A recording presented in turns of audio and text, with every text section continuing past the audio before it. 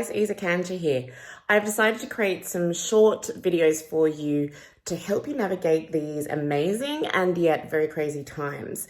So these are going to be very short videos that'll give you some easy tips, some updates, some information that'll be useful or hopefully very useful for your life right now, especially with regards to navigating through the property and finance fields, and especially if you're looking to improve your personal asset base and your personal financial wealth.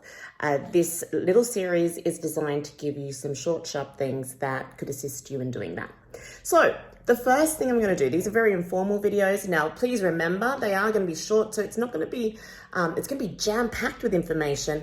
But if you want something more detailed specifically for you, just send us a message or write a comment below this video, and we'll be in touch with you and we can help you out there.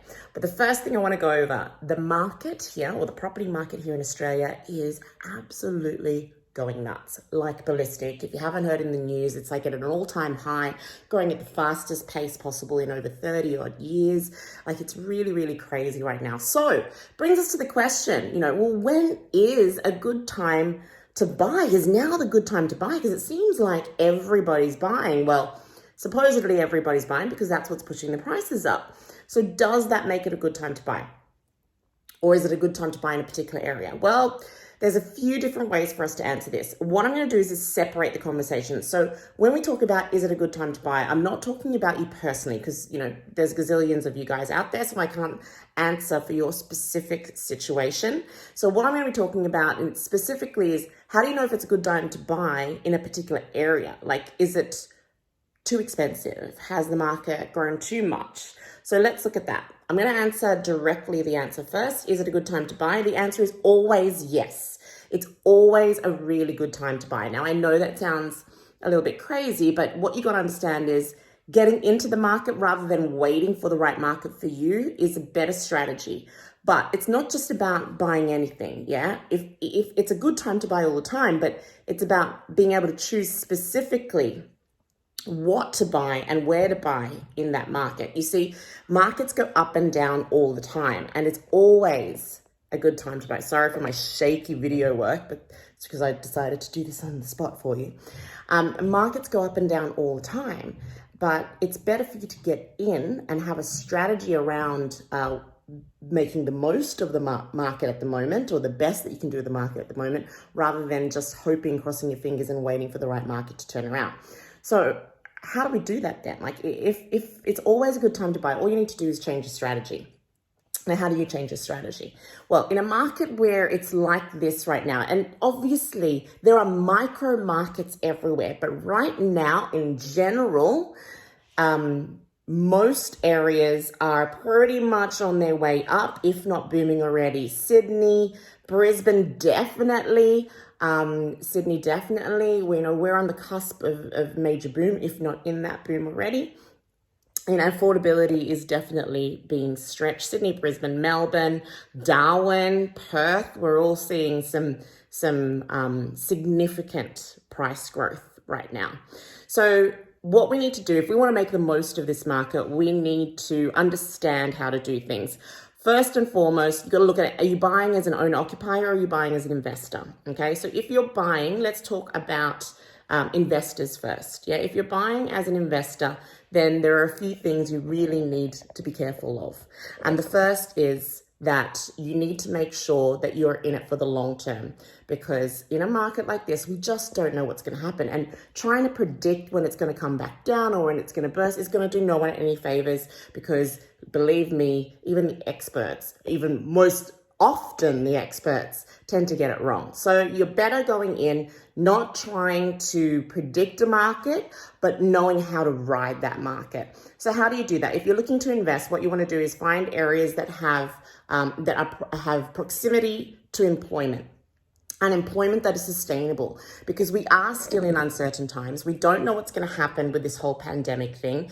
We've seen our country, go into lockdown, out of lockdown, into lockdown, out of lockdown. So, it's a little bit crazy. So you need to know that you are in close proximity to places that offer good employment chances, and that these industries are sustainable and are continuing, yeah? And especially you want to be looking at areas that have multiple industries to offer employment, not highly reliant on one or two industries. Because if those industries suffer a downturn, well, then it's most likely that your area and your property will also suffer that downturn. So that's a big thing. If you guys remember the property clock, yeah, which is how we measure the markets, you know, markets go up and down and around.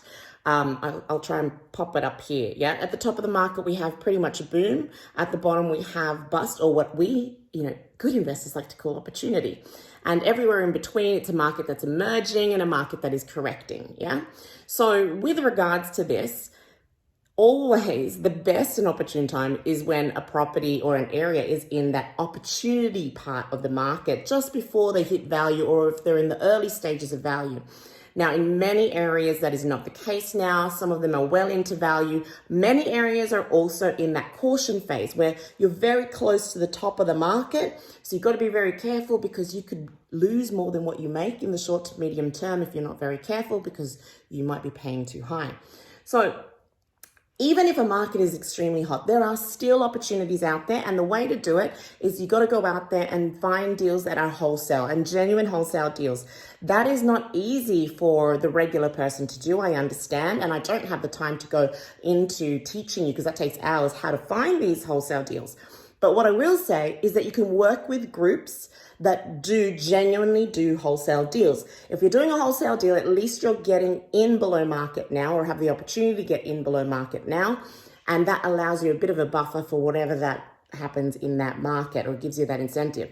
Now, for those of you that don't know and you're not sure how do you find these wholesale groups, well, hello, you're looking at one of them. Have a chat to us and we will certainly direct you in the right way and make sure that you get something genuine.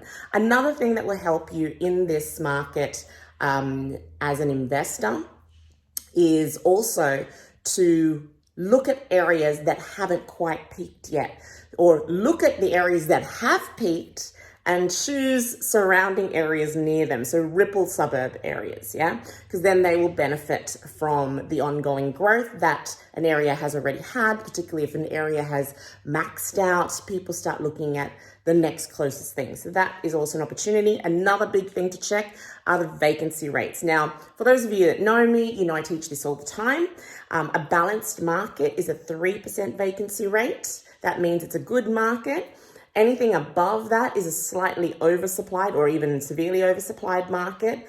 Anything below 3% is an undersupplied market. And that means that area is most likely to hit an upward trend, which is great for us as investors.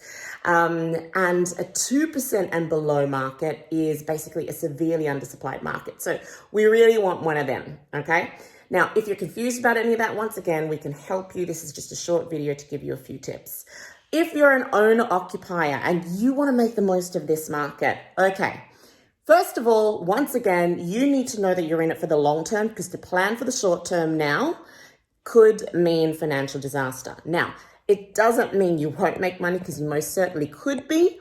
But if you're planning on buying for the sake of the market growing, and crossing your fingers and making sure, your whole strategy is around getting that ongoing growth, then, you're relying on something that is a little bit out of your control. So what's in your control is making sure you're in it for the long term, even if you need to get out short term.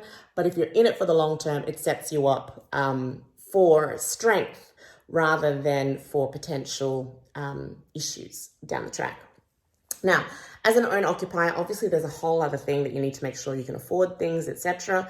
But the big thing is to make sure that your income currently is sustainable and that you have opportunity to keep that income coming in, because we are still in those uncertain times and we are in uncertain economic times. You want to make sure that you have a stability if you are going to enter in right now. Remember that interest rates are extremely low, so what you can afford right now may not have been the case a couple of years ago when interest rates were a lot higher, and you want to make sure you have enough buffers in case rates do go up. You're not stretched too thin. It's a little bit hard as an owner-occupier to tell you where is a good place to buy, because that really comes down to the emotional factor. So accept and understand that. If you are buying something for emotional factors, then so are other people. And it's likely that that is going to put you in a position where it can be stressful looking for a home, where other people are pushing the prices up beyond your control. So one of the things that I will tell you in this market, with things growing the way they are and how hot it is, go into an area that is a couple of $100,000 below your maximum budget. Yeah. Go in below your maximum budget where possible, and this will give you buffer room for that price movement that is rapidly happening in most major cities at the moment. So that's that little tip there as an owner-occupier. I'm going to have so many other tips coming to you in these short videos. Tips on how to save interest, how to reduce your debt in this time, how to find the right deals, like as I mentioned earlier. And I'm open to hearing from you guys, Send in some questions, email them through, or send them in the comments, and I will make sure to do a video for you. I'm trying to keep it short for you so that you guys enjoy this, and I hope you did. Let us know. And I look forward to sending you more videos very soon.